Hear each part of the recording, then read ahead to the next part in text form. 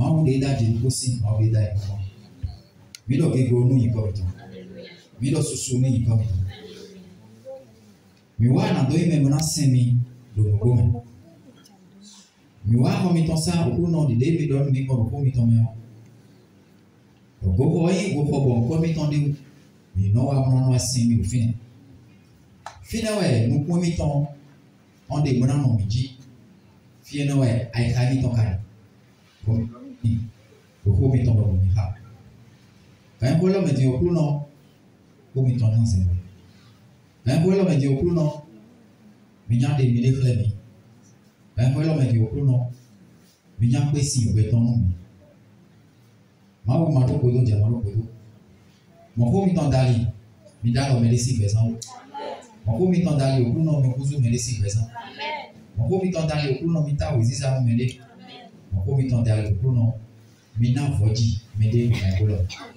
Mawu mavo mawu mu bi peto mi biomi o ye mi me ni wa ipo ko do ko mi ton amen ai ha de na ro mo su do ro gan ko lo me do no ye mi asago de bla ai ka mo ko ton bo na jo ko jije amen do je mo ko do mi wa je ko do ko mi wa do mi de nu mi o Jésus Christ Nazareth ton Seigneur. Amen. Amen. Non, mais si nous n'avons pas de quoi de quoi, mais quoi avoir le temps de ton cycle. Soyez les bienvenus, mon frère, ma soeur. Alléluia. Maman, et donc, c'est de tout bouton. Dieu nous a parlé. Et donc, nous avons à 100 ans. Il nous a dit de jeûner pendant 8 jours. Bon, mais quand il m'a dit, et nous avons fait cela la semaine passée. Par ce jeûne, Dieu nous a dit beaucoup de choses. Dieu a éclairé nos vies. Là où nous ne sommes pas encore prêts, Dieu nous a parlé. Dieu nous a parlé sur nos mauvaises choses. Ce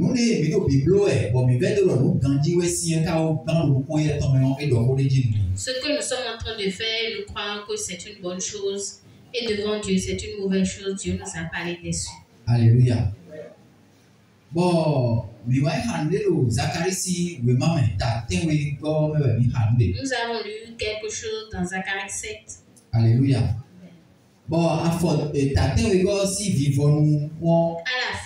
du chapitre 7, il dit au peuple d'Israël,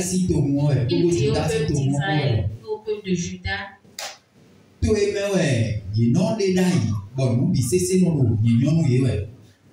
pays dans lequel il réside et tout va bien. Le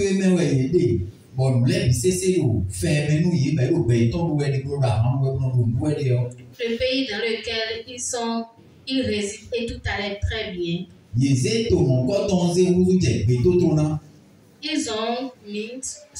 Ils ont transformé ce pays en un désert. Par leurs actions, ils ont transformé le pays en un désert. Toutes les portes sont fermées. Rien ne persévère. Pourquoi? Parce qu'ils persévèrent dans le péché. Ils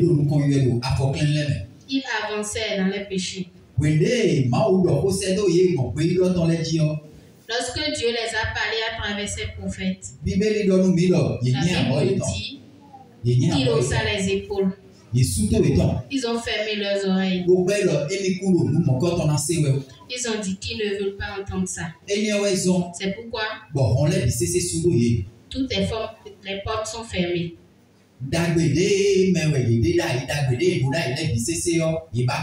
Ils ont perdu toute leur bénédiction. À travers la parole de Dieu, Dieu était en colère contre eux. Dieu a été en colère contre leur père. Et cette colère était sur les enfants. Alléluia. Et quand nous continuons, Ces enfants que nous sommes aujourd'hui, à travers l'appel que nous avons reçu pour venir à Dieu, Dieu nous a parlé aujourd'hui. Alléluia.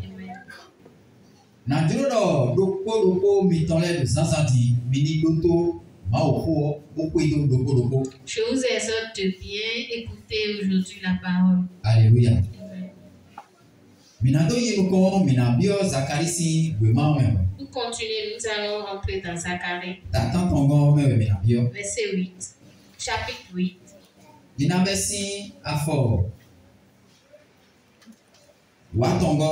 À partir du 13e verset. À 15. Zacharie 8, verset 13.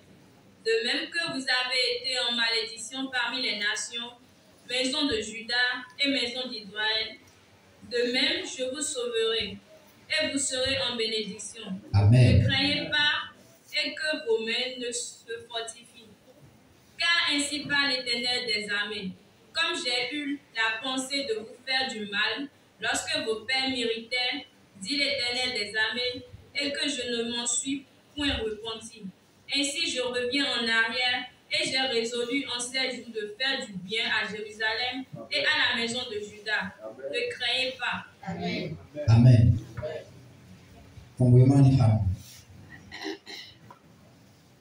Zacharie t'attend ton kikabe à Fotongo. Waton, soyez à Fotongo. Waton, soyez à Fotongo. Nous y mavo. Nous béton dans lié. Nous y a une waha midai. Oui, Togo, mitole. Togo bessi le million. Ouah. Ikame à Fotongo. Amodio. Njokodo bodo ngawa dagbenu Jérusalem munule ngawa dagbenu Juda tobuon mibo masodi khesio. Alléluia. Mais c'est pour les maouda. Est-ce que nous avons entendu ce que Dieu a dit? Mais c'est pour les maouda. Nous avons entendu. Merci. Qui a entendu?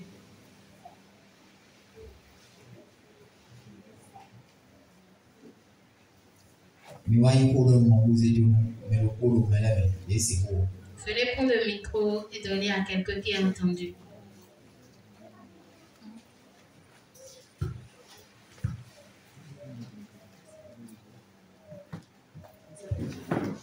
Mais là, c'est pour opposer à l'autre disant. Amen.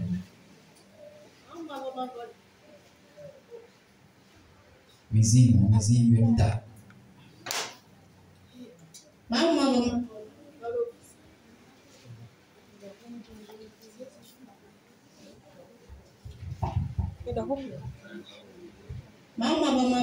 Dans Juda si que doit pour Jérusalem que doit donc. Ndé tombo ton les blo réunion. Bon misi homeo. Miku mais dion miseke et madi hesio. Dion inawa dagbeni. Alléluia. Mais c'est pour les mamans là. Nous avons entendu ce que la maman a dit. Maman dans nous Juda si Togo pour Israël si Togo. Dieu a dit au peuple d'Israël de Juda. Nous les Togo les Kouadaï bodo comme si ce que leur père avait fait et qui irritait. Qui n'avait pas oublié. Alléluia. Tu as dit qu'il n'a pas oublié.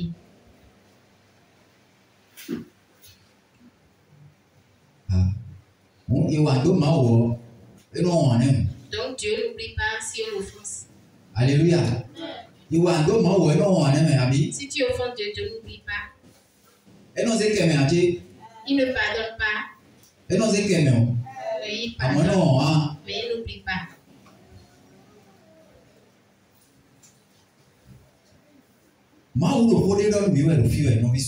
Dieu nous dit quelque chose par là. C'est vrai. Mais vous voyez, mais non, moi aussi, nous. Si nous péchons, nous venons encore à Dieu. Et nous demandons pardon. Mais vous voyez, si on pêche, nous venons. Et nous demandons pardon. On continue de demander pardon. Alléluia. Sache que Dieu, il te pardonne. Mais il n'oublie pas. Il y a quelque chose que nous ne comprenons pas. Si tu continues toujours dans un péché et que tu demandes toujours pardon, à un moment donné, Dieu ne te regardera plus. Alléluia. Il ne te dira plus rien. Toi-même qui as un enfant, il est toujours dans un tort. Si tu le tapes, il demande toujours pardon. Tu le tapes bien. Il dit non, qu'il ne fera plus. Le troisième jour, il fait encore la même chose. Alléluia. Amen. Il fait toujours ce qu'il refuse. Comment te sentiras-tu? Alléluia. Comment tu vas te sentir? Ça te fera mal. Dieu nous dit, le péché que nous faisons, c'est vrai, nous demandons pardon. Mais il n'oublie pas. S'il te dit ça,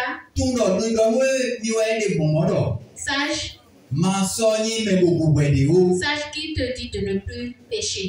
Alléluia. Ne pêche plus.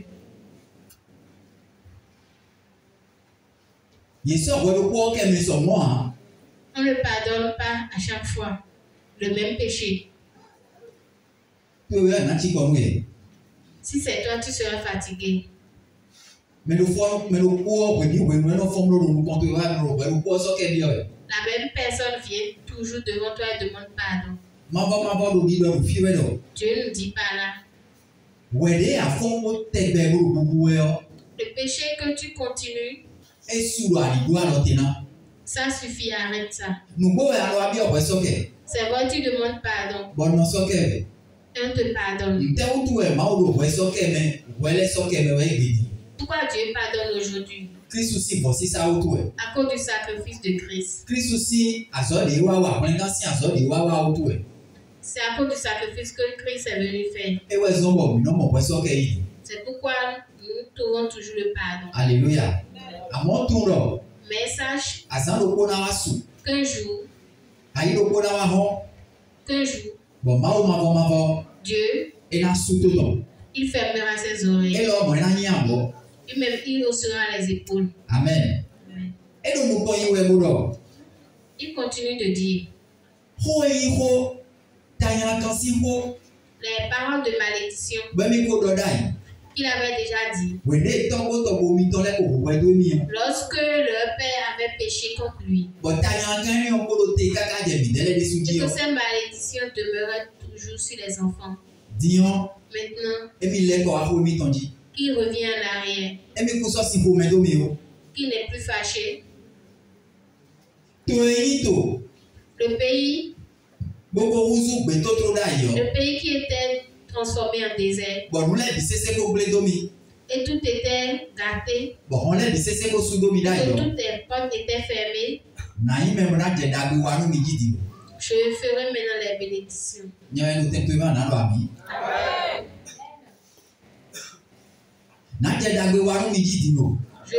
Je vous ferai maintenant les bénédictions. Il y a quelque chose, mon frère, ma soeur. Il y a quelque chose là.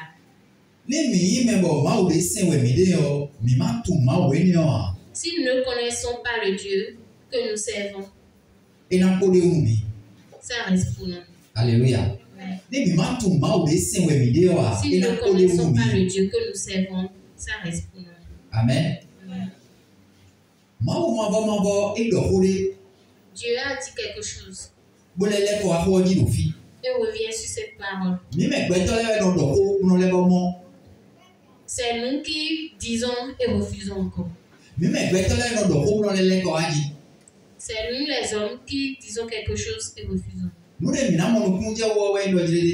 que nous devons comprendre, c'est que Dieu est Dieu. Si Dieu dit quelque chose, s'il veut, il restera sur ça. S'il veut, il reviendra encore en arrière. Pourquoi? Parce qu'il est Dieu. Et son royaume, et sa nature, c'est ce qu'il veut qu'il fasse. Dans sa nature de Dieu, c'est ce qu'il veut qu'il fasse. La manière dont il veut. Alléluia. Mais le roi c'est Alléluia. Dans la parole de Dieu, on dit il fait grâce à ceux qu'il veut. Il a miséricorde à ceux qu'il veut. Alléluia. Personne ne peut le blâmer. Alléluia. C'est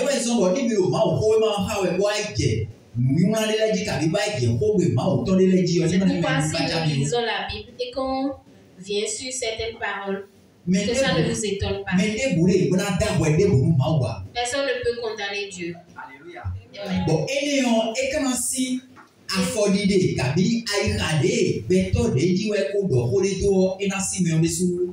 Ça et ce qu'il dit, ça c'est comme si c'est à travers la personne. Si Dieu va dire quelque chose, il reviendra en arrière. À une personne, à un peu.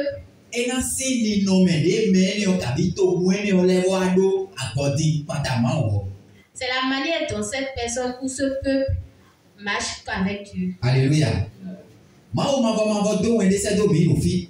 Dieu nous a envoyé un message. Il a dit de jeûner pendant 8 jours. À travers ces 3 jours, pendant ces 3 et 8 jours, il a dit quelque chose. Bon, il nous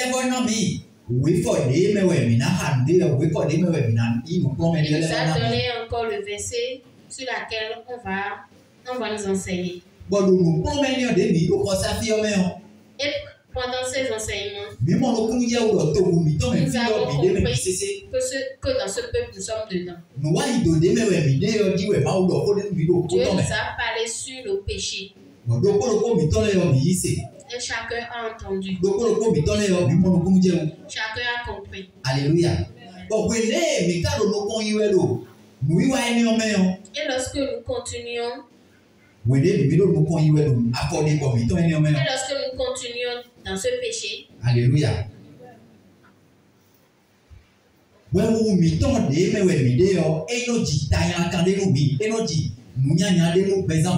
Le péché dans lequel nous sommes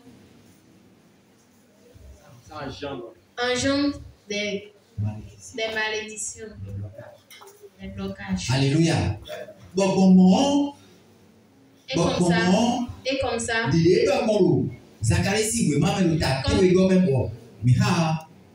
et comme ça, comme il a dit dans Zacharie 7, et nous avons lu, plus rien n'avance pour nous. Toutes les portes sont fermées. Nous avons perdu nos bénédictions. Rien ne va pour nous. Alléluia.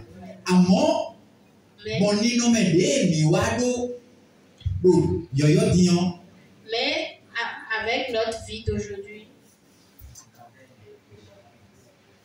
à travers notre vie de repentance, Dieu, il nous a encore dit quelque chose dans Zacharie 8 maintenant. Alléluia.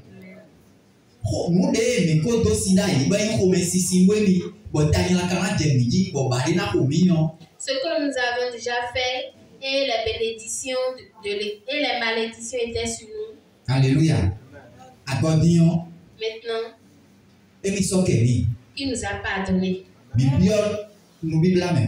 Nous avons jeûné. Nous avons prié. Nous avons demandé pardon. Il nous a entendu. Il nous a pardonner. Alléluia. Dieu le novice ou novion. Maintenant, ça finit comme ça. Et non, tu finir dit. Ça s'arrête là. Qu'est-ce qui suivra? Et dit, ouais, c'est pour le novice ou novion. C'est sur ça qu'on veut entendre. Alléluia.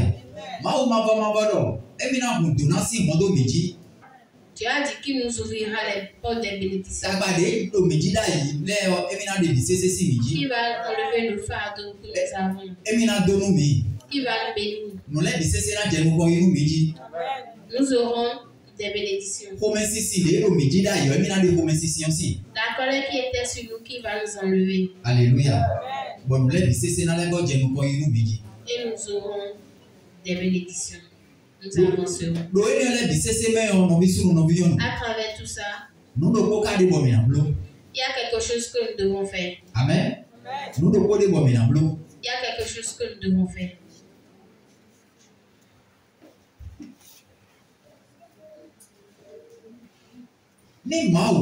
Si Dieu, il a dit, il t'a dit qu'il t'a pardonné, n'aie pas peur. Alléluia. N'aie plus peur. N'aie plus sur l'inquiétude.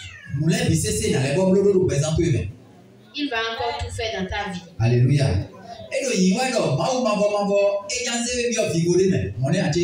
C'est-à-dire, Dieu veut t'amener dans une paisible vie. Dieu veut te donner une paix. Dieu veut te donner une liberté. Dieu veut te lier certaines chaînes. Dieu veut t'amener dans une vie. Alléluia. Et cette paisible vie, cette paix, et ça Christ nous a donné. Alléluia.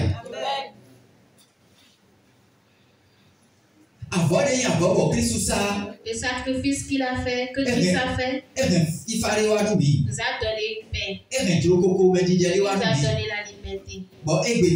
Et aujourd'hui, chacun sur le chemin, il est en paix. Et en paix. Alléluia. Mon frère, ma soeur, nous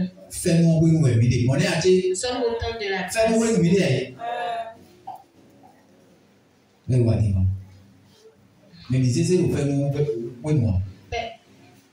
Nous tous ne sommes pas dans la grâce. Qui n'est pas sous la grâce.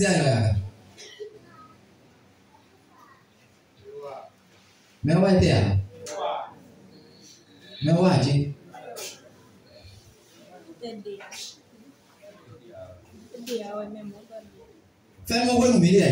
sommes sous la grâce.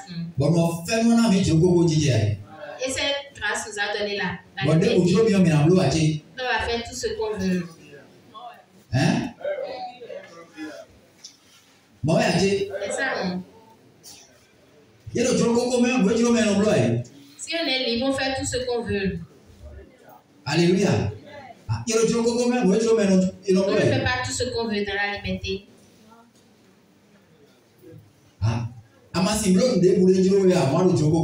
Si tu n'es pas capable de faire tout ce que tu veux, tu n'es pas libre. Amen. Amen.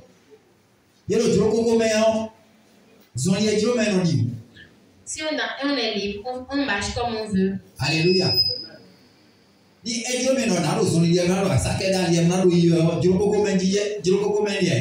je veux marcher en écartant mes jambes, je suis libre. Si je veux, je vais marcher comme je veux. Hein? On est à Sotan.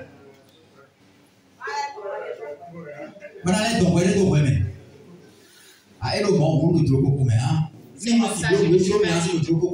Si je ne peux pas faire ce que je veux, je ne suis pas libre. Alléluia. En vérité. En vérité. Alléluia. Nous faisons vraiment. Au temps de la grâce, nous sommes libres. Alléluia. Nous sommes libres.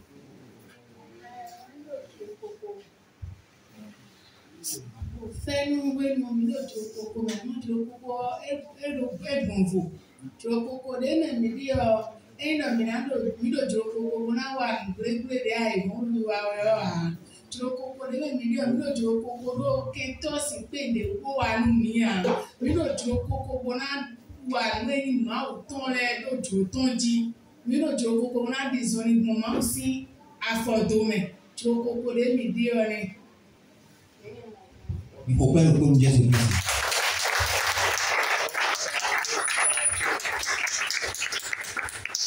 Alléluia. Mais c'est vrai, maman Adoa. Nous avons entendu ce que la maman a dit. Alléluia. Mais c'est vrai, maman Adoa.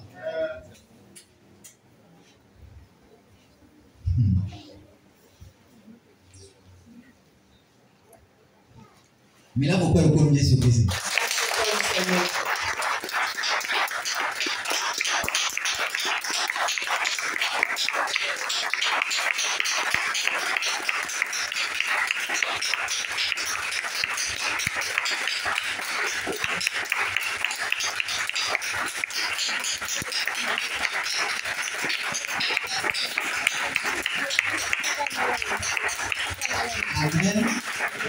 Amen. Paul a dit.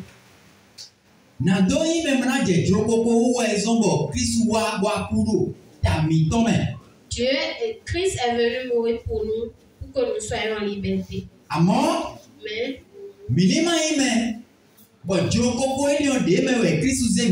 Que cette liberté, ne nous donne pas la possibilité de porter notre croix. Alléluia.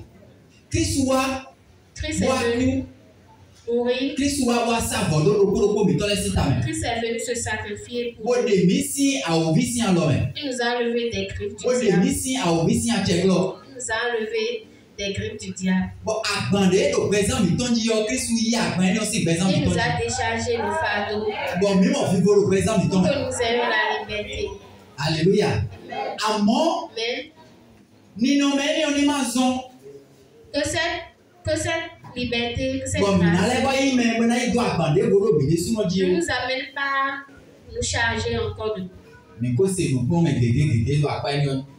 avons déjà entendu beaucoup d'enseignements. Alléluia.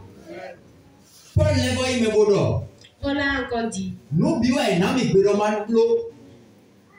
Tout m'est permis. On m'a donné la permission de faire tout. Mais tout n'est pas utile.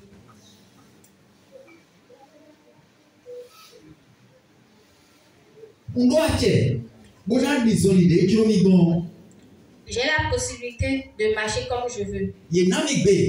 On m'a donné la permission de faire tout ce que je veux. Parce que je suis sous la grâce. Nous sommes sous la grâce.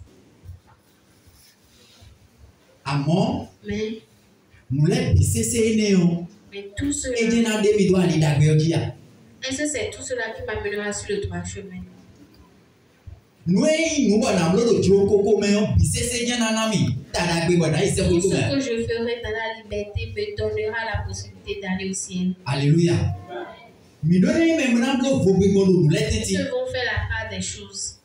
Nous devons faire la part de chacune des choses. Nous disons que nous sommes enfants de Dieu. Et nous allons au ciel. Alléluia.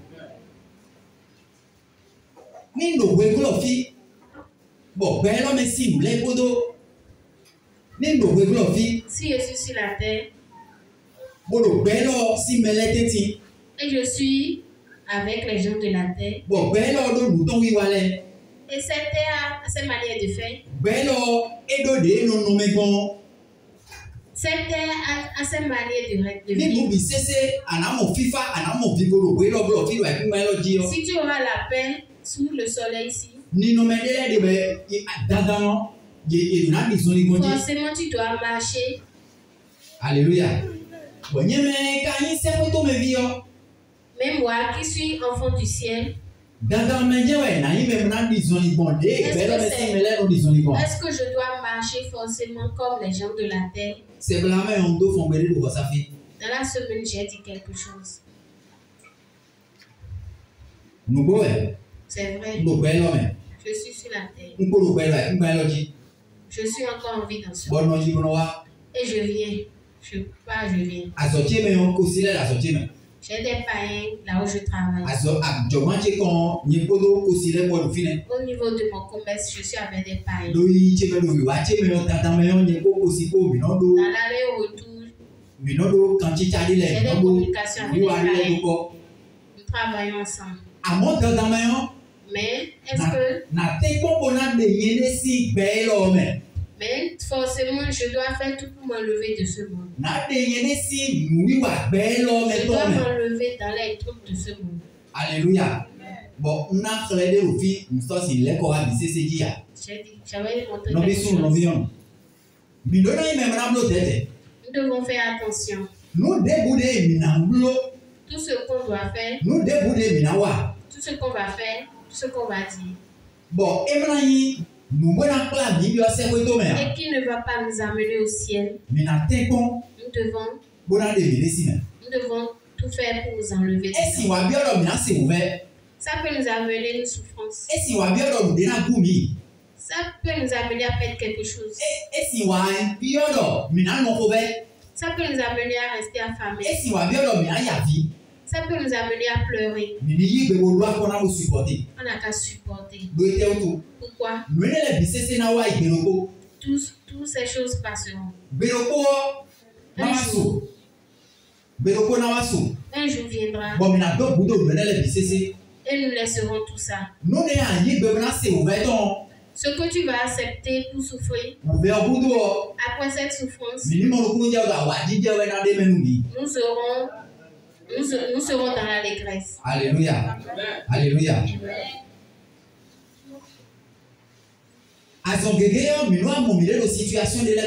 Nous nous trouvons plusieurs fois dans des situations qui nous amènent à prendre une décision. Ça nous amène. L'enfant de Dieu que nous sommes. Nous devons marcher comme cela. Ça nous amène à montrer aux gens de la terre que nous sommes enfants de Dieu. Alléluia. En ce jour-là. En ce temps-là. Nous allons accepter nous allons accepter les trucs de ce monde. Ou nous allons refuser. Alléluia.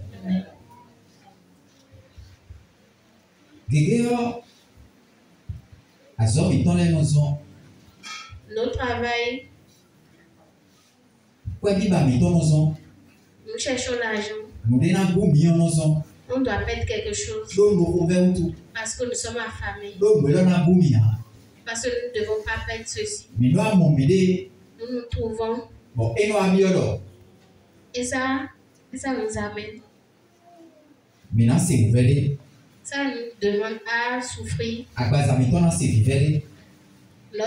Nos corps doivent souffrir. Alléluia. Alléluia. Amando inspiration à rien déjà. C'est bon. Alléluia. Non bisou non binon. Et nous abiodo mina zekbetare. Bo beta sise ni no bisou non binon. Ni akon budo seduo.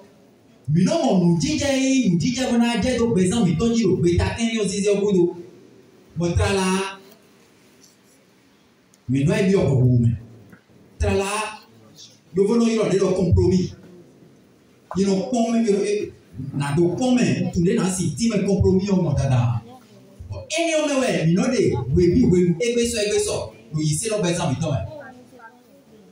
Hallelujah. Muli na bumia. Akon budo sedo nkado nulea. But any situation là présenté dimona ya o problème lo dimramo ndedo akomeon. Ina gloire. Minituro ma aussi for ça de minowa, but ma on no do no mi be bon photo meon. de mina ime bona wa no ko egbe so lo bezan mi to me yon e wa no pe plomb ya lo ma ko me no dandan me yon mi se ma o mi wa mi sa wa se ma o e ma o se ko sa we mina no mana appliquer ko de mi se o ai ho me je we mina yi gbe o me si melete ti je mina no ko ko ta je mina yi bona i démontrer bona de wey bu bo wa se wa mi sa ko me yon mina yi de mo ko to kle. Alléluia. Et néon a fallu de mon coton et bah si ici ouais maoulé. Et non t'es bon et maoulé. Bon en tout il me voilà vous soit dans nous besoin miton. Les hommes idasi toko mais kabi juda si bile polo Jérusalem si bile polo filo gaé nous dions. Comme si on de ko dodai. Si tombo et tombo nous. Bona jedo yedele de sujiyo. Comme si on éminence son comme si on sait. Bon Dieu mina wa da bede nous hier. Dans ta meilleure ni nommé de Dieu et mon présent et toi même. Vous de Dieu et mon présent et toi même. Alléluia. Asiyeme bona ko no ko yelo nyando me. Asiyeme bona ko no ko yelo nu nyanya to leme. Bon ma bo ko de do ina lele ko afo di présent to me. E wa zombo. Elo voji sin o ime ko di do mi wa egbe so. Alléluia. Ana ruzu kabi ana zebeda bona se to no ma o si ho ena si Paul wa ena si Pierre wa ena si Jacques wa wele suno wa ena si ene o zombo fe mo we de video mi ma si fu ime bona blo we jo bi le a do fe mo de so erin sene fe mo de so de no do bo na manu fe mo de so erin de lo bolo wi bai we zoni yidede badona de do fe mo we mu nínú menede banani anano do fe mo we mu le bojo si so ni we adonani. Alléluia. Jésus Christ do do ko mi ton le mais na le ko me mra bi o Zacharie si ko me afofoto ku bobo ndewe yo. Voici ce que vous devez faire. Dites la vérité chacun à son prochain. Jugez dans vos portes selon la vérité et en vue de la paix. Le milula wa nko die. Meloko ni non do gonu no suto. We do khosa bitonle. Ni non do we jojo. Alléluia. Mavo do edie le mi do na me bra wa no mo die. Amen. Le mi na me bra wa no mo die. Zoli yoyo afodi de yoyo nuwi wa yoyo de no yin wa na do ko die. Eje do ko mi ton le o mi ni me o do bonu no zo mi ton le. Amen. Amen. Mi do na me mo na no nu bo me. Nous devons persévérer dans la vérité. Alléluia. Amen. Nous boni do la vérité. Nous boni do la vérité.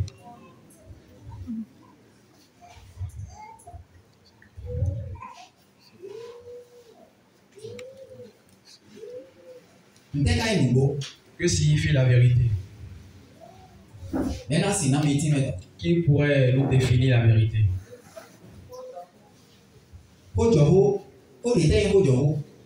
Que signifie la vérité? Je vais vous donner une explication.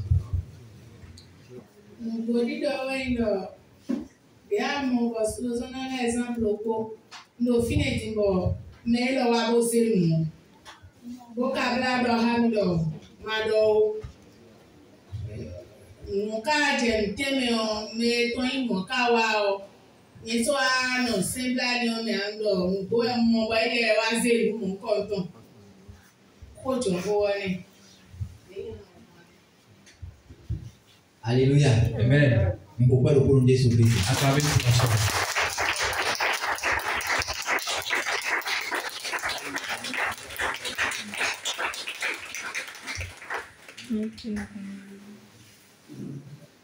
Alléluia. Amen. La vérité.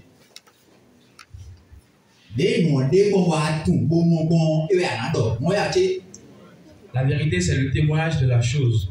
Toi-même, tu es présent à l'instant où la chose se produit. Ce que tu as entendu, ce que tu as vu, la manière dont tu comprends.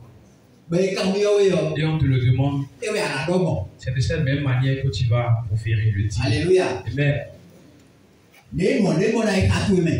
La manière dont la chose se présente dans ton cœur. La perception que tu as en toi. La manière dont la chose se trouve. C'est de cette même façon que tu vas le dire. Alléluia. Amen.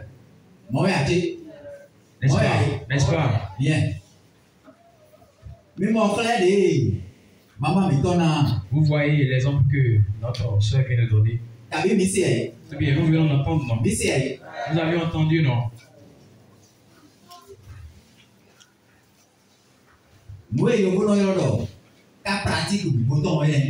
L'exemple que la soeur vient de donner, c'est l'exemple d'un cas pratique. Un fait qui s'est réellement passé. Alléluia. Amen.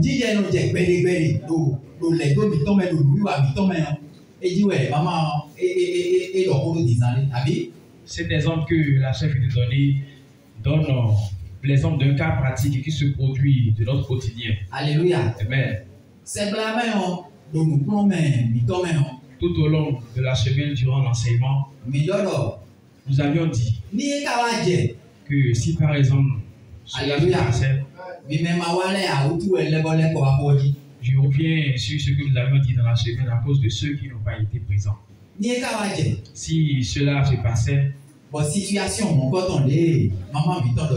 et la situation que notre maman vient de dire se passait,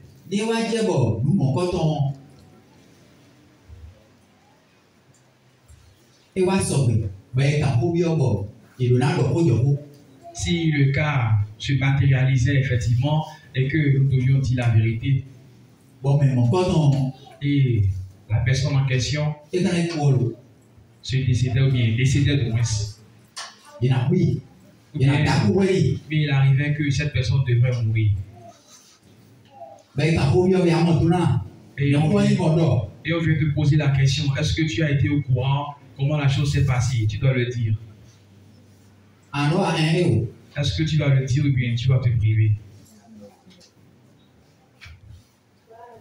Alléluia. Ni amando ndidia asindoa amoni atulo me sewe mi dio ewu gan ugwe ja danu ni o anado do ite daku wo me ro gbe me o he na se lesun gbegbe nu e to adorun gbo e he na bi o me bo na se lesun gbe nu e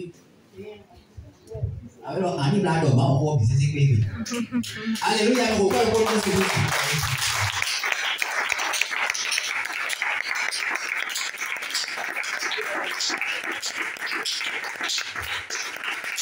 Amen. Amen.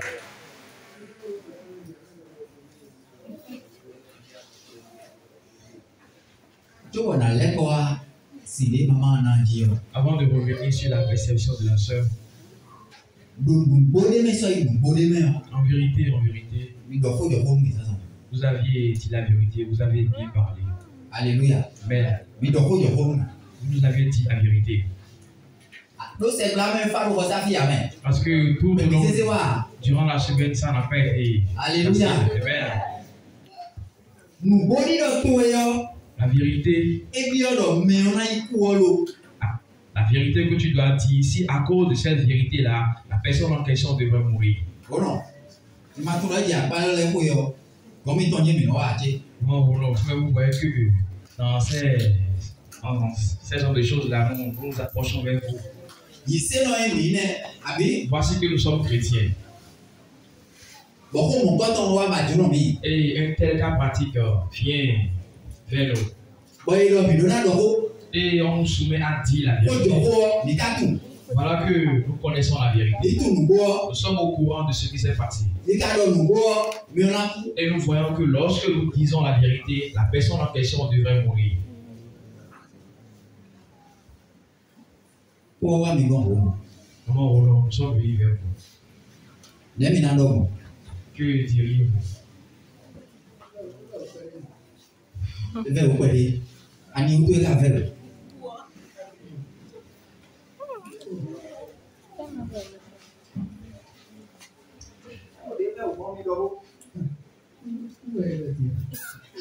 Où est le bien oui? Bon, mais on a na dogo jogo di mo nya ina botameo. Bon, on a dit quoi qui a dit? Il y a un problème né. Moi il va aller moi oui. Ma sœur. Moi il va aller. Moi il va aller on est mon bon. Akati ya ndo ko jogo wa na botameo ye utuo. Ile yose yo ya lo ma bo la bi ndo ko jogo wa ye lo. Mo le yose yo ko ye. Ma bo ye ko do ko jogo ne. On va dire qu'elle a suivi la parole de Dieu pour dire la vérité. Bon, mais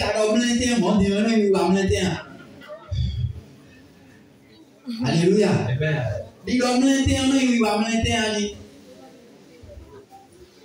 Alléluia. Amen. Je vais le dire à l'instant. Nous sommes dans le monde. Nous devons faire tout possible pour nous priver du monde.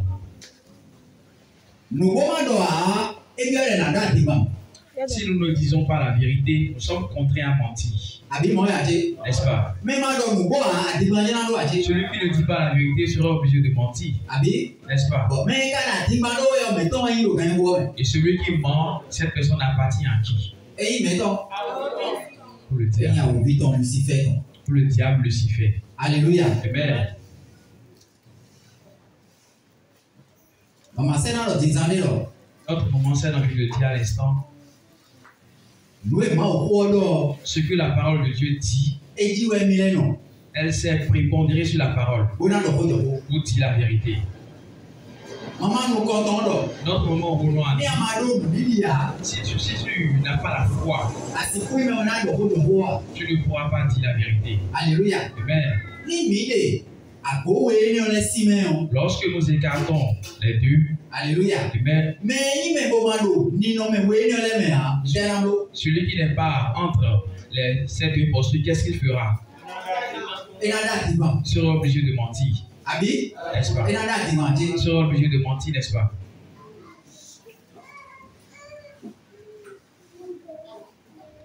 Nous devons percevoir un truc maintenant. Ce qui est écrit dans la parole de Dieu et que nous venons à chaque fois et on nous apprend, ce n'est pas des choses qui viennent d'une telle personne. Ce que nous vous enseignons chaque jour, ce n'est pas à travers l'inspiration ou bien la pensée humaine. Mais c'est Dieu à travers sa parole. Dieu est à travers sa parole. Et c'est lui qui est la parole. Et nous écoute. On nous enseigne. Alléluia. Amen. Il faudrait que chacun de nous, il ne faudrait pas que nous ayons peur à dire la vérité. Alléluia. Amen. Nous ne devons pas nous priver de dire la vérité. La première des choses qui sera obstacle pour que nous disions la vérité, c'est notre chair. Alléluia. Amen. Parce que dire la vérité dans ce monde, cela nous rapporte des souffrances, des douleurs si certaines voient. Cela crée des obstacles à notre chair. À cause de la vérité, si vous ne savez pas, nous allons perdre beaucoup de bénédictions. À cause de la vérité, nous perdons beaucoup de faveur. À cause de la vérité, nous voyons beaucoup de souffrances. Alléluia. Essayez de suivre ce que je dis. Parce que c'est un truc. Le monde dans lequel nous sommes, dans sa globalité, alléluia. Amen. Ce monde est entre les mains du diable.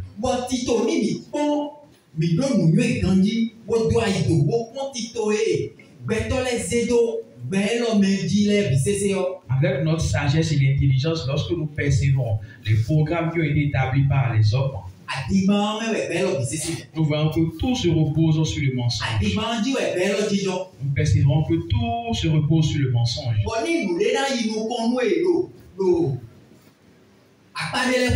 Et si tu veux prospérer dans tes voies, dans tout ce que tu entreprendras, il est forcément que tu dois mentir d'abord. Tu dois accepter mentir. Tu seras obligé de marcher comme ceux du monde. Tu seras obligé de marcher comme eux. Alléluia. Amen.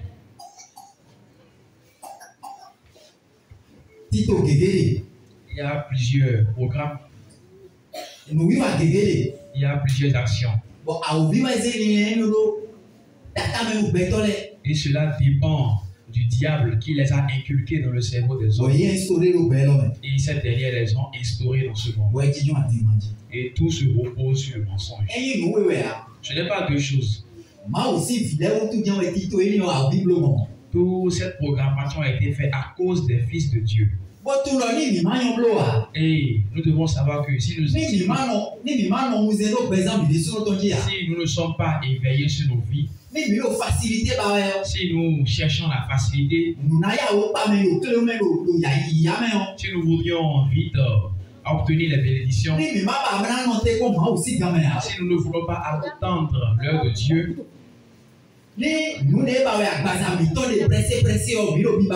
si nous courons derrière les biens de ce monde, forcément, nous serons obligés de nous laisser dominer par ce mensonge. Alléluia. Amen. Sache que lorsque tu es quelqu'un et que tu mens, directement tu te mets en alliance. Si le mensonge est un fondement en toi, tu recevras directement la marque du diable. Alléluia. Amen. Parce qu'il est écrit que le diable est le père du mensonge. Alléluia. Amen. Nous ne devons pas marcher comme ceux du monde. Alléluia. Amen. Mais laissons Dieu nous renouveler par le renouvellement de notre intelligence, afin que nous puissions discerner ce qui est bien, ce qui est bon.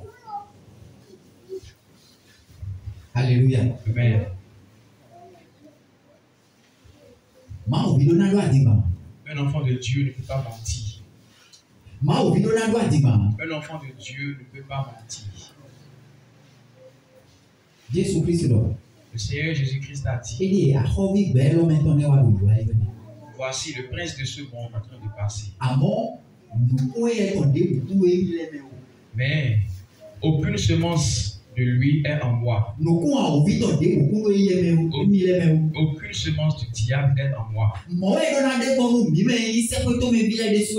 Et cela devrait être également pour nous.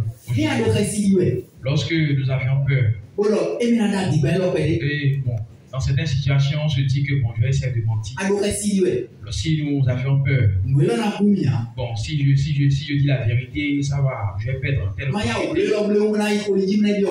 vais essayer de mentir et après je vais me demander pardon. Alléluia. Amen. Amen. Comme nous venons de lire tout à l'heure, le Seigneur Dieu, qu'il va nous pardonner, mais il ne l'oubliera pas. Alléluia. Amen. Il ne l'oubliera pas. Maman, notre maman vient de dire que si nous n'avons pas la foi, nous ne pouvons pas proférer la vérité. Et cela va occasionner la mort de quelqu'un. Alléluia. Amen. Sur ce côté, chers frères et sœurs, en vérité, la foi que notre maman est en train de dire, ce n'est pas la foi qui nous dit que bon, nous croyant en Dieu, que Dieu existe. Tu n'es pas la foi en la guérison d'une maladie, c'est pas ça. Chers frères et sœurs, la foi dont parle. Alléluia. Amen. Alléluia. Amen.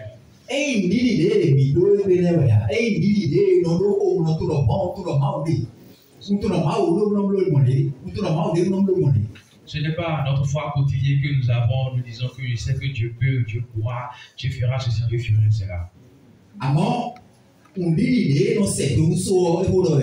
Et c'est la foi qui peut déplacer une montagne. C'est la foi qui peut déplacer une colline.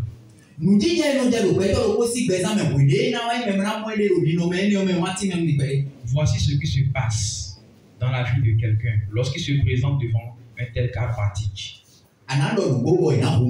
Tu dois dire la vérité afin qu'on puisse tuer l'autre. Ton cœur sera en trouble. Ton cœur va te dire, ah, si tu dis la vérité maintenant, si son sang va tomber sur toi, c'est ton frère. Essaie de le pardonner. Aie miséricorde envers lui. Si tu dis la vérité, maintenant ils vont le tuer. Essaie de mentir, dis que tu ne sais pas. Essaie de mettre ça sur le compte de l'autre personne. Essaie de retourner.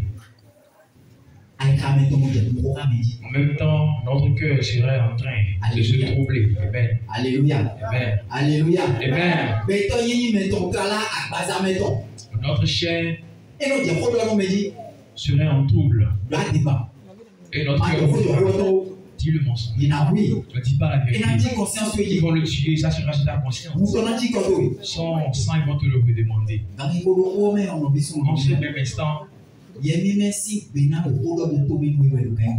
ce même instant, tu seras en train d'écouter la voix du Saint-Esprit.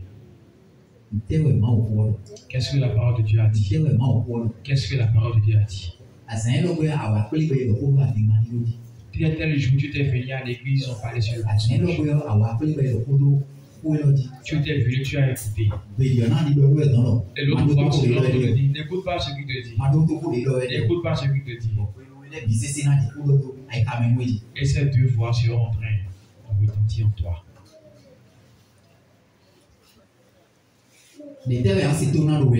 Quelle voix tu écouteras parmi les deux? Alléluia. Amen. Quelle voix écouteras-tu parmi les deux?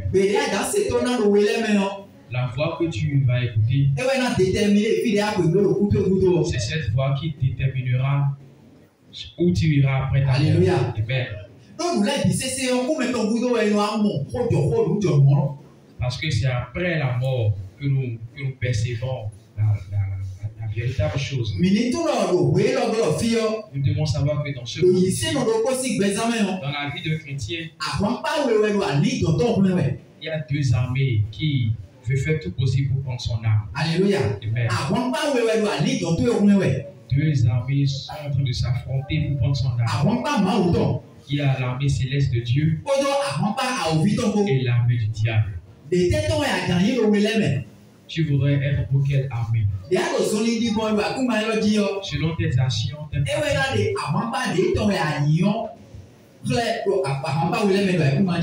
c'est tes actions qui vont montrer pour quel type d'armée tu appartiens. Là où tu seras dans telle armée, c'est à cet endroit que tu te verras plus tard. En toute chose, chers frères et sœurs, la Bible nous recommande à dire la vérité à chaque fois. Il faudrait que tu dises la vérité à ton prochain. Peu importe ce que sera pour peu importe les conséquences, sache que tu as dit la vérité avant de mourir. C'est ta chair qui mourra et ton âme ira dans la vie éternelle. Alléluia. Mais sache, frère et sœur, que chaque fois que tu te lèves, que tu fais que mentir, ton âme sera sale. Alléluia. Amen. L'habit que tu as et ton habit spirituel, ton habit spirituel sera sale. C'est vrai que tu ne le vois pas avec ton œil, mais en esprit spirituel, c'est ce qui se passe. Alléluia. Lorsque tu es dans cette posture que tu meurs, là où tu iras comme tu le sais. Alléluia. Amen. La Bible nous demande à travers. Nous devons être véridiques dans tous les pratiques, dans toutes choses que nous aurons à faire.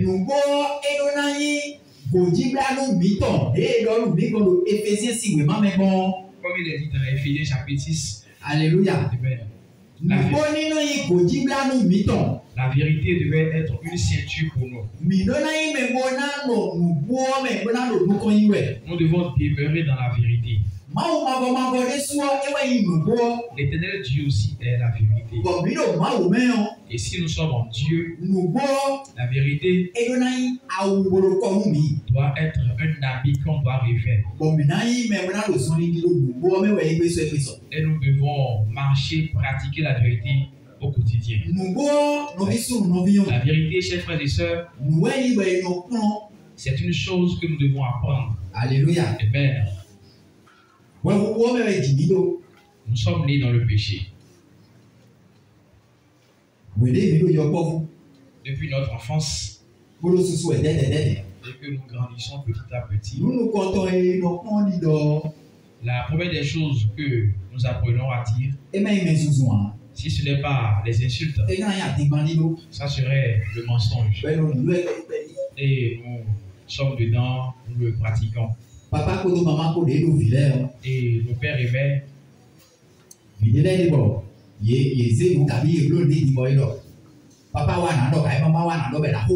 il y a certains enfants, lorsqu'ils commettent des choses, on leur dit que si papa vient, maman vient, je lui dis, va te frapper. À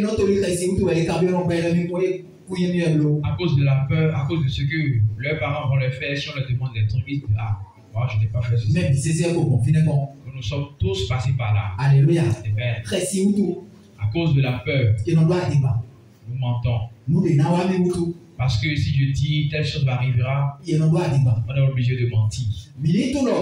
Nous devons savoir en Dieu. Nous venons pour écouter l'enseignement, la parole de Dieu. Et il est impérieux que chacun de nous pratiquons la vérité. Nous apprenons la vérité sans doute. Alléluia. Amen.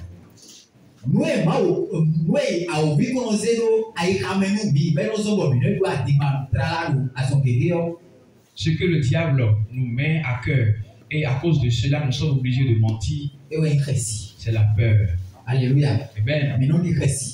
Nous avions peur. Un chrétien ne doit pas avoir peur.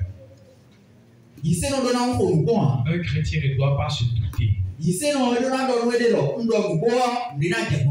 Un chrétien doit se dire que si je dis la vérité, peu importe la situation que ça se passe. Amen. Qu'est-ce qui va se passer qui est plus grand que la mort? Non, rien. Rien ne peut se passer qui serait encore plus grand. Celui qui est en nous, celui que nous suivons, a déjà pris le pouvoir auprès de la mort. Et qu'est-ce qui reste? S'il vous plaît, essayons d'éloigner la peur en nous. Apprenons à dire la vérité. Plus précisément, la manière dont tu le perçois dans ton cœur, dis-le directement à ton prochain. La manière dont ça se présente dans ton cœur, dis-le directement à ton prochain. Alléluia. Amen. Que tu n'aies point honte à dire la vérité. Lorsque nous nous privons de dire la vérité, cela occasionnera plus d'hypocrisie parmi nous dans l'église. Lorsque la personne te fait quelque chose, il t'offense. Tu refuses de lui dire ça. Tu viens à l'église, vous voyez. Tu le vois, tu le dis. Voilà, l'hypocrisie. Mais cela n'est pas dans ton cœur. Amen. Il est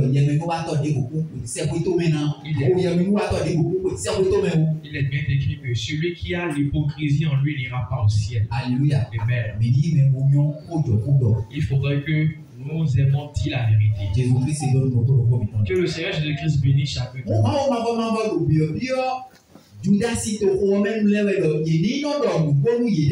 Donc l'Éternel Dieu demande à la maison de Juda et de Jérusalem de dire la vérité. Qu'ils soient tous dans le même esprit. Qu'ils soient tous dans la même communauté. Que tous, qu'ils aient tous le même sentiment. Et c'est de cette même façon, c'est ce que Dieu recommande à l'Église.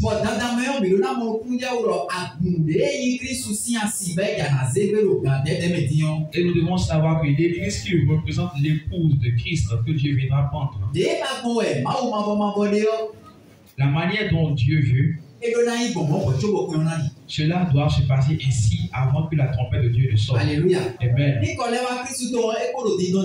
Lorsque le retour de Jésus-Christ tarde, c'est parce que l'Église de Dieu n'est pas encore prête. L'Église de Dieu ne sait pas encore prête. Mais nous devons savoir que cela n'est plus. Bientôt la trompette retentira. Quelle est ta posture actuellement? Comment tu te présentes spirituellement? Es-tu prêt? Car lorsque la trompette va sonner, personne ne saura. Mais la marque dont il est parlé, cette marque-là viendra en premier lieu avant que la trompette ne sonne. Et nous voyons également des choses, des manifestations. Dis la vérité à ton prochain, chers frères et sœurs. Amen. Amen. Verset 17. Verset 17.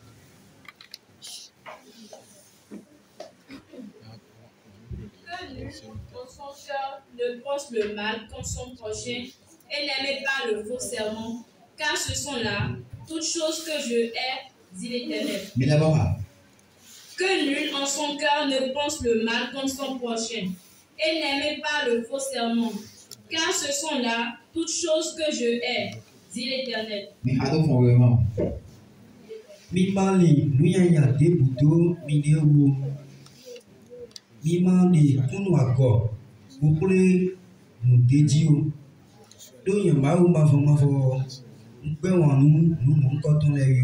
Alléluia. Amen. Ils nous ont dit de ne pas témoigner et de jurer. Alléluia. Amen.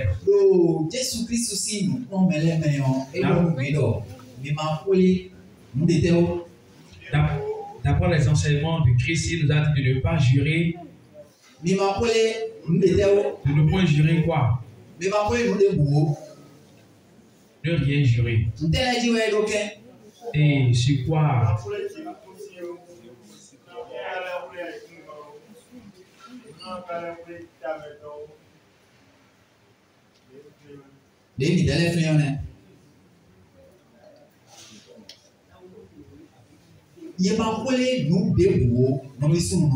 Nous ne devons point jurer. Alléluia. Amen. Que votre oui soit oui. Que votre non soit non. Tout ce qu'on y ajoute vient du. Tout ce qu'on y ajoute vient du malin. Un chrétien ment et jure encore Dieu. Alléluia. Amen. Les chrétiens de nos jours mentent.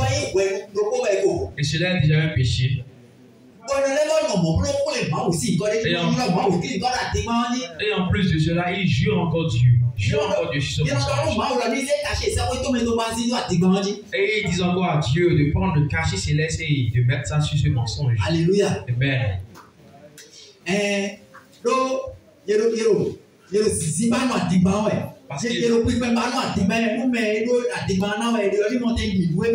Parce qu'il veut que la personne à qui ils sont en train de mentir là, il voudrait que cette personne la considère ce mensonge comme un gros mensonge. N'est-ce pas, mes frères et sœurs? N'est-ce pas, frères et sœurs? Il y a certaines personnes, même avant de jurer Dieu, ils vont mettre leur main sur leur langue, toucher le sol et adresser un refuge. Je jure. Combien de fois on enlève les choses.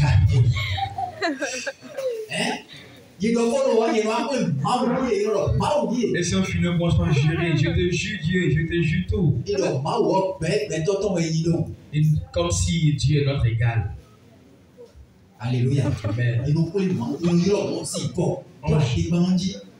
On évoque le nom de Dieu sur ce mensonge afin de bénéficier d'un truc auprès de quelqu'un. Pour avoir la faveur auprès d'une personne. Voilà les manifestations de ce monde. Voilà les démarches de ce monde. C'est la manière dont ceux du monde se matérialisent. Lorsque tu es chrétien et que tu es, c'est-à-dire un patron dans ces genres de choses, sache que ce matin, Dieu te demande de laisser cette chose.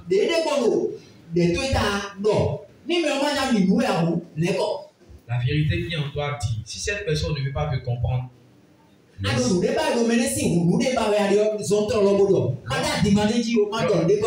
lorsque tu veux obtenir quelque chose de quelqu'un, sois direct. Ne dis pas et tu vas ajouter un autre mensonge en plus de cela, c'est pas bon. Oh.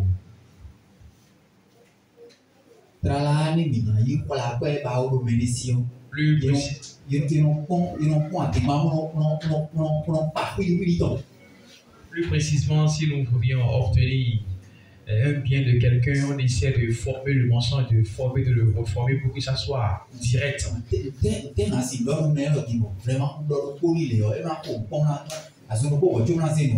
Qu'est-ce que je vais dire à cette personne maintenant? Comment je vais essayer de former le mensonge? Là, dès que je viendrai devant lui, je lui dis directement, il me croit et il vient. Il me donne une solution à ma perception. Et on réfléchit. On réfléchit. Alléluia. Amen.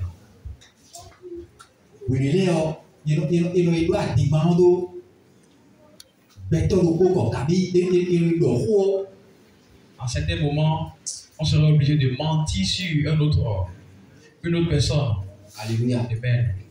Mais vous voyez, vous savez ce que je veux dire, n'est-ce pas?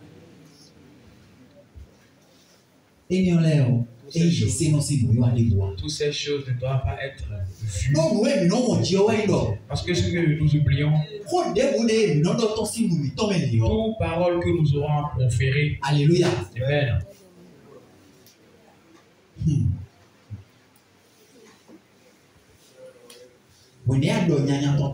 Lorsque tu profères le mal, lorsque tu profères le mensonge à quelqu'un pour obtenir un bien de lui, sache que peu importe ce que tu as fait, ça reviendra avec toi. Que votre oui soit oui, que votre non soit non. Tout ce qu'on y ajoute devient amen. Amen. La Bible nous a dit que nous devons nous priver de jurer. Ce n'est pas bien pour qu'un chrétien qu'il puisse jurer Dieu. C'est pas bon qu'un chrétien jure Dieu. Ce n'est pas bon de jurer par la terre. Ce n'est pas bon de jurer par le ciel. On jure jusqu'à jurer sur la Bible aussi. N'est-ce pas? On jure, on dit vraiment, je te jure sur la Bible là. Tout cela, c'est une malédiction. C'est une malédiction, chers frères et sœurs.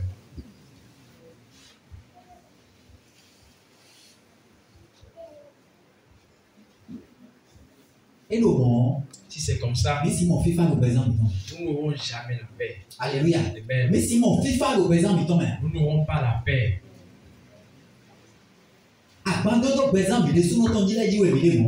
Tout cela, ce sont des bagages que nous emmagasinons encore sur nous. Nous n'aurons pas la joie, la paix. Alléluia. Amen.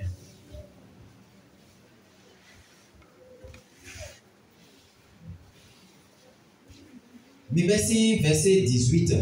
Lisons la partie. Verset 18 jusqu'à la fin. La parole de l'Éternel des armées me fut adressé en ces mots. Ainsi parle l'Éternel des armées. Le jeûne du 40e mois, le jeûne du 5e, le jeûne du 7e et le jeûne du 10e se changeront pour la maison de Juda, en jour d'allégresse et de joie, en fête de réjouissance. Mais aimez la vérité et la paix. Ainsi parle l'Éternel des armées. Il viendra encore des peuples et des habitants d'un grand nombre de villes. Les habitants d'une ville iront à l'autre en disant: allons implorer l'Éternel et chercher l'Éternel des armées. Nous irons aussi. Et beaucoup de peuples et de nombreuses nations viendront chercher l'Éternel des armées à Jérusalem et implorer l'Éternel. Ainsi parle l'Éternel des armées. En ces jours-là, 10 hommes de toutes les langues des nations saisiront un juif par le pan de son vêtement et diront: nous irons avec vous, car nous avons appris que Dieu est avec vous. Amen. Amen.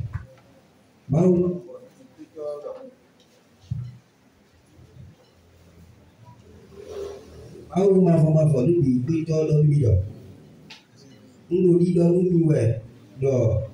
Nui minobla do sun enego sun atongo sun aisingo godo ogo bume wewu esidion ye na uzu we da honu juda to mo bo ye na no home bo na no jawa down amo menino ba lupo digo o do fifa ko we mafo niku pe to do die akota devole to wo buwa de menu le na lewa Jerusalem to de menu le na idonu defo menu le do iwa nu mina isa fonu mafo lu de pe to bo na be mo bo ye na yi gbenu ye do mina pe to mi nu bo e to gun wo buwa bule o to akota hono lepo na wa Jerusalem bona wa ba nye mafo mo bo na safo mi bon gay ye na kholebe boinenu jono wona tin bo ye be do na to gbe fofo ye la han jifu do osi audaho sito manjo bona do ren lote bona do dido mi jola ko itoni do mi se lo mawu ko khami. Alléluia. Amen. Chers frères et sœurs, l'Éternel Dieu a fait un grand sur ta vie. Le Seigneur Dieu, il ne t'a pas permis d'être chrétien, de te convertir. Ce n'est pas tout simplement. Tu n'es pas un chrétien simplement. Lorsque tu as accepté, tu as cru et tu es venu à Dieu. Tu as accepté, tu t'es fait baptiser. Que tu es entré dans la famille de Dieu. Sache que le Seigneur Dieu a déjà établi un plan sur toi. Et si tu ne le sais pas, je te dirai ça. Alléluia. D'abord, l'Éternel Dieu dit au peuple, avant, votre jeûne, vous le faisiez avec tristesse. Vous êtes dans la tristesse parce que à chaque fois, vous prenez les bagages, vous prenez les cendres, voilà, les cendres.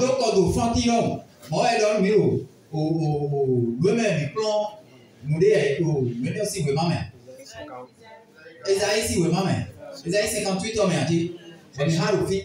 C'est ce qui a été écrit dans Esaïe 58 que nous avions lu ici.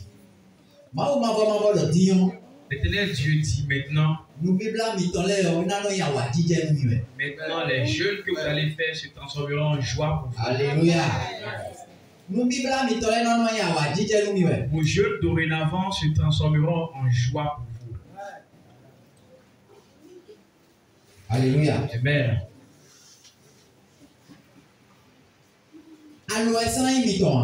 La tristesse ne sera plus votre battage. Vous serez toujours en allégresse. Alléluia. Amen. Car moi, l'Éternel Dieu, je suis avec vous.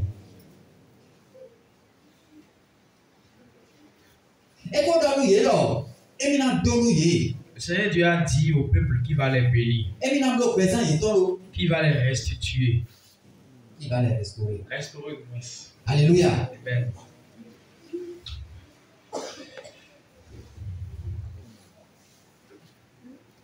Disons maintenant, les blocages qui sont les bénédictions que tu n'as pas pu recevoir, toutes tes biens, tes bénédictions qui se sont arrêtées dans ta vie, l'Éternel Dieu a dit qu'il fera et tout cela reviendra pour toi. Alléluia. Amen.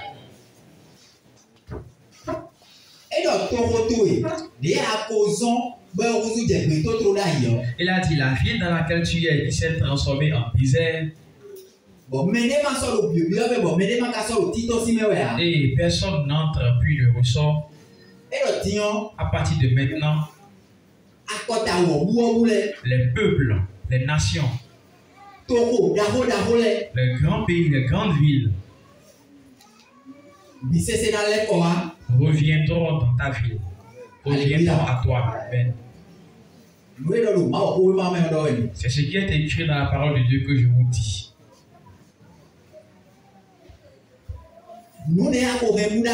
Ce que tu as perdu, ce que tu n'as plus retrouvé, il fera et toutes ces choses reviendront à toi. Parce qu'il est avec toi. Alléluia. Amen. Il a dit que les grandes nations qui t'ont oublié, qui t'ont délaissé auparavant, toutes ces nations, tous ces peuples reviendront à toi. Alléluia. Amen. Ce que l'Éternel Dieu veut de nous dire, dis la vérité à ton prochain. Ne parjure plus. Aime ton prochain. Fais ceci. Fais cela. Et les choses semblables qu'on nous enseigne dans la parole, toutes ces choses vont nous aider à changer nos vies, nos conduites. À cause de ces choses, nous serons renouvelés en une bonne personne en Christ. C'est à cause de ces choses que le Seigneur pourra reconstruire nos vies. Le Seigneur Dieu va reconstruire nos vies. Et toi qui étais sujet de moquerie, toi qui étais sujet de calomnie, de moquerie, toi envers qui tout le monde profère des blasphèmes, toi que personne n'aime t'approcher, toi qui ne faisais que commander,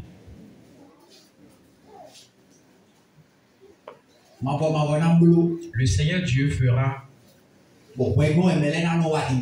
Et tous ces gens viendront commander auprès de toi. Ils viendront te tendre les mains. Alléluia. Amen.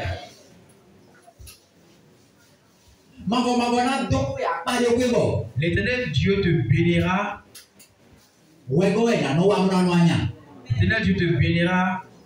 Et toutes ces nations, toutes ces gens viendront auprès de toi pour en pointer.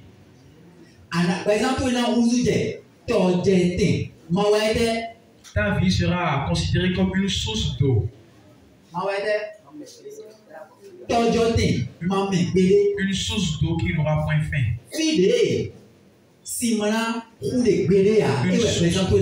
Une source d'eau t'avisera. C'est la parole de Dieu qui a dit. Alléluia. Amen. Si cela est ainsi, nos vies chrétiennes, nous ne devons pas les cacher. La manière dont nous adorons Dieu doit être encore plus augmentée. La manière dont nous venons à l'église doit être plus régulier. L'alliance que nous avions avec Dieu doit être encore plus fort. Et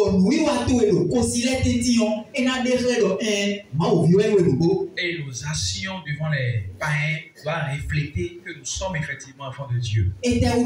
Pourquoi? Parce que ceux qui nous entourent, qui ne connaissent pas Dieu, à chaque fois, lorsqu'ils verront tes actions, ils se mettront à poser des questions.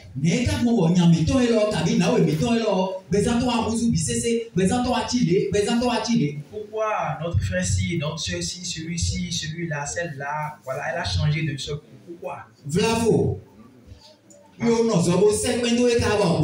Peut-être qu'ils sont restés spirituellement et ils ont eu à t'envoyer des balles spirituelles.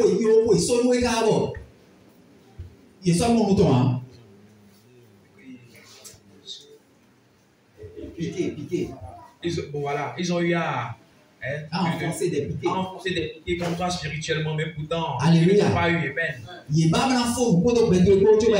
veulent t'éradiquer, mais ils n'ont pas pu. Alléluia. Amen. Le Seigneur Dieu dit, ils viendront vers toi pour te poser des questions. Amen. Amen. Quel est le Dieu que tu adores? S'il te plaît, viens m'amener vers ton Dieu.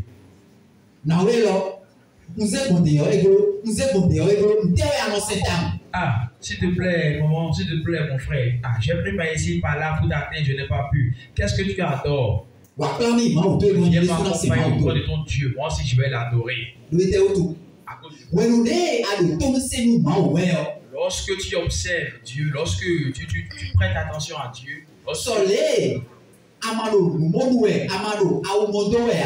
malgré que tu n'arrives pas à sauver tes 5 besoins fondamentaux, mais pourtant tu persévères derrière Dieu, sache que sa main puissante est toujours sur toi. Et peu importe ce que fait l'ennemi, rien ne pourra te nuire. Ils ont compté des jours, des heures, et ils ont fait des programmations contre toi que tu vois. Ils ont fait par toutes leurs façons, mais ils n'ont pas pu t'atteindre. Alléluia. Amen. Ils sont venus vers toi. S'il te plaît, donne-moi la main.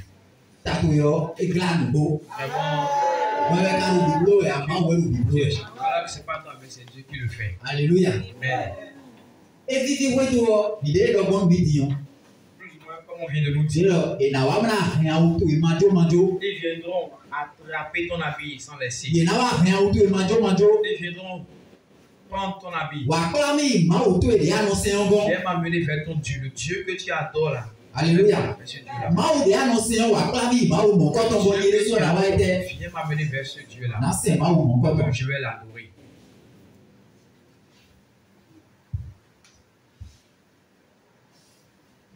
Et si auparavant tu n'étais pas en parfaite communion avec Dieu, si tu n'avais pas une alliance parfaite avec Dieu, Alléluia. Amen. Voici le plan que Dieu a fait sur toi. Alléluia. Attention.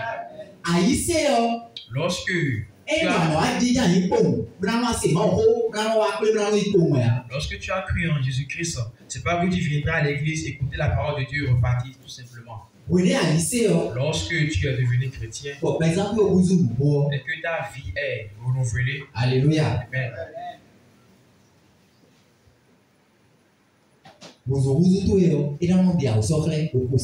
Ton renouvellement doit être doit se manifester à travers tes proches. Vraiment, la vie que tu mènes doit témoigner. Les actions que tu matérialises doivent effectivement refléter que tu es un enfant de Dieu. N'aie pas honte de Jésus-Christ parmi tes proches païens. N'aie pas honte à évangéliser d'autres personnes. Mais la manière dont ta vie est une bonne vie, essaie de les prêcher. Ne dis pas que je vais à l'église moi seul écouter la parole de Dieu repartir.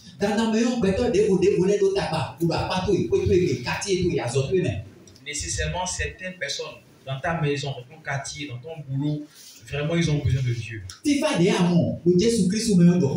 La paix que tu as reçue en Jésus-Christ, essaie de les prêcher cela.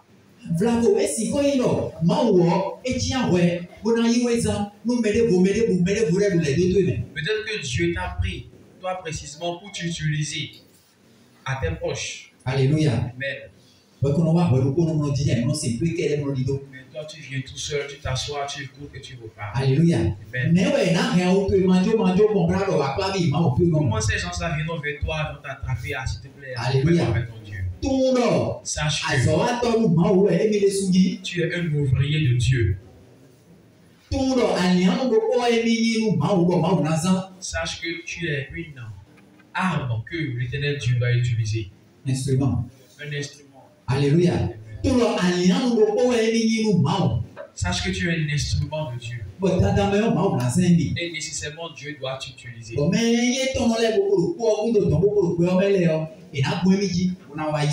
Et il y a certaines personnes qui sont encore derrière la clôture, il y a certaines personnes qui sont encore dans le monde, et Dieu doit t'utiliser pour ramener ces gens-là vers lui. Qu'est-ce que tu fais? Quelle action, qu'est-ce que tu fais? Quelles sont tes pratiques qui montrent effectivement que tu es enfant de Dieu?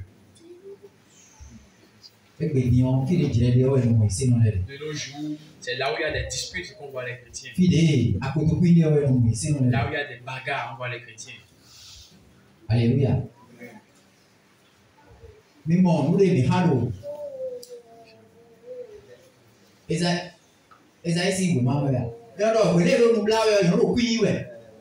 Voilà ce que nous avons dit dans Esaïe. Alléluia. Lorsque certains chrétiens sont en train de jeûner, c'est à ce moment-là que se bagarrent.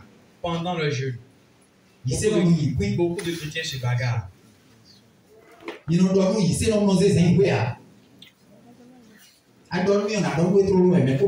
chrétien dit, ah non, moi, je ne pardonne pas. Et si tu me dis, on va régler ça sur le même lieu. C'est surtout les filles chrétiennes.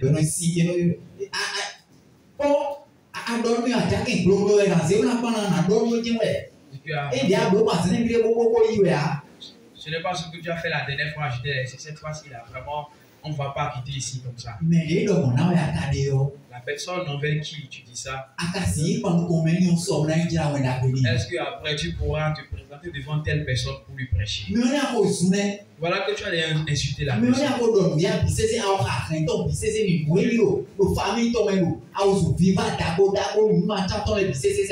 Tu dois déjà discuter avec telle personne. Est-ce que tu pourras aller vers cette personne?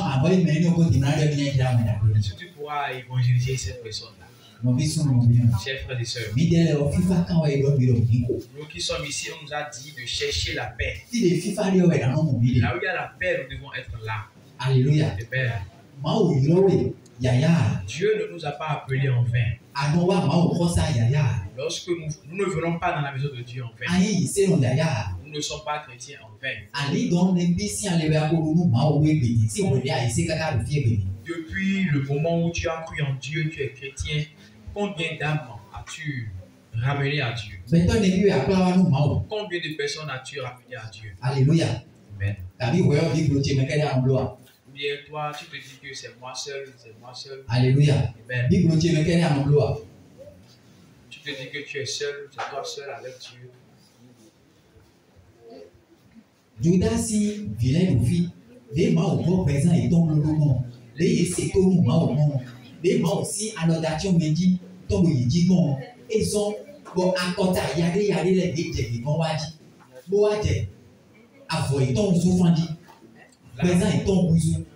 La repentance, la transformation de la maison de Juda, c'est ce comportement, cette action, c'est ces actions qui ont permis aux autres peuples.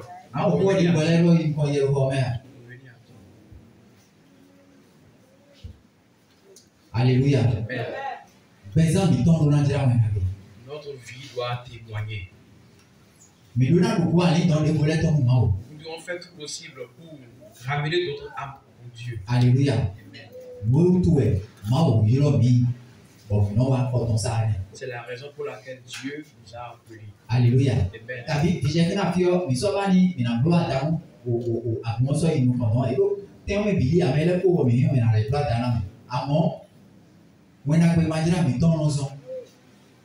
Nous avions encore d'autres espaces derrière, mais c'est parce que nous n'évangélisons pas pour avoir plusieurs années, nous sommes limités à là. Alléluia. Nous sommes limités à là. Et nos actions expliquent que c'est bon pour nous. 2 ou 3 personnes que nous sommes déjà. Nous ne voulons pas d'autres. Dieu nous a aidés au moins aujourd'hui. Alléluia. Il y a du nombre aujourd'hui. Lorsque nous évangélisons,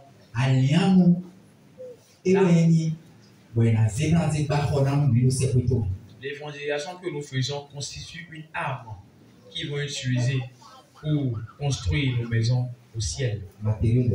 Matériaux de construction. Alléluia. En esprit, c'est ça. Et c'est l'œuvre que le Seigneur Jésus-Christ nous a confiée à nous. Aller dans le monde entier et évangéliser. Alléluia. Amen. L'évangélisation, chers frères et sœurs, ce n'est pas un truc grandiose. Alléluia. Amen. Lorsque nous prenons l'exemple dont nous avions,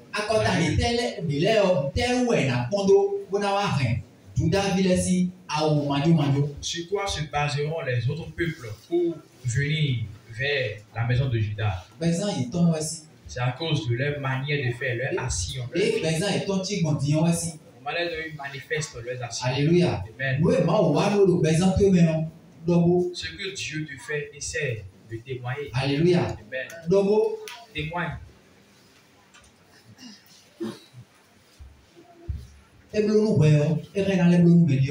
Si le Seigneur Dieu t'a fait, il est évident qu'il fasse à l'autre. Mais nécessairement, il doit passer par toi. Si tu ne le sais pas, sache le début. Alléluia. Amen. Que le Seigneur Jésus-Christ bénisse chacun de nous. Il bénisse nos écoutes. Chers frères et sœurs, il est préférable et impérieux et ce serait d'un bon œil pour Dieu si nous écoutons sa parole et que le cœur revienne sur cette parole. Il serait vraiment préférable et vraiment joyeux à Dieu. Le Seigneur Dieu sera très heureux de voir ses enfants marcher sur ses préceptes. C'est la seule chose qui pourra nous permettre d'entrer au ciel. Alléluia. Mais de la manière dont tu l'écoutes, on t'enseigne que tu fermes tes oreilles et tu hausses tes épaules et tu refuses de recevoir la parole jusqu'à pratiquer cette parole. Alléluia. Ça ne va pas quitter de ma bouche. Mais c'est la parole de Dieu qui l'a dit.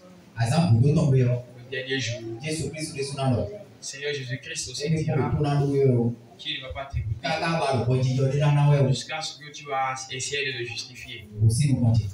Quitte devant moi. Que cela s'éloigne.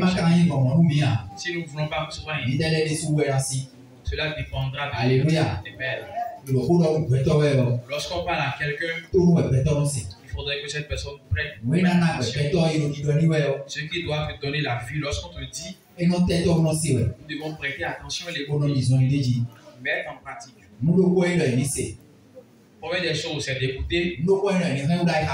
La deuxième des choses, c'est de garder. Et la dernière des choses, c'est de mettre en pratique. Que le Seigneur Jésus-Christ bénisse chacun de nous. Et qu'il bénisse votre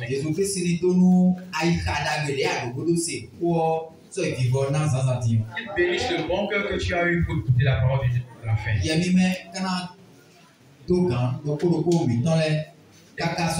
Et que son esprit saint fortifie chacun de nous jusqu'à la fin. Celui qui a un bon cœur, qui veut effectivement aller au ciel, l'esprit saint au puissant de Jésus-Christ. Amen. Il y a une personne qui vous aime. Alléluia. Amen.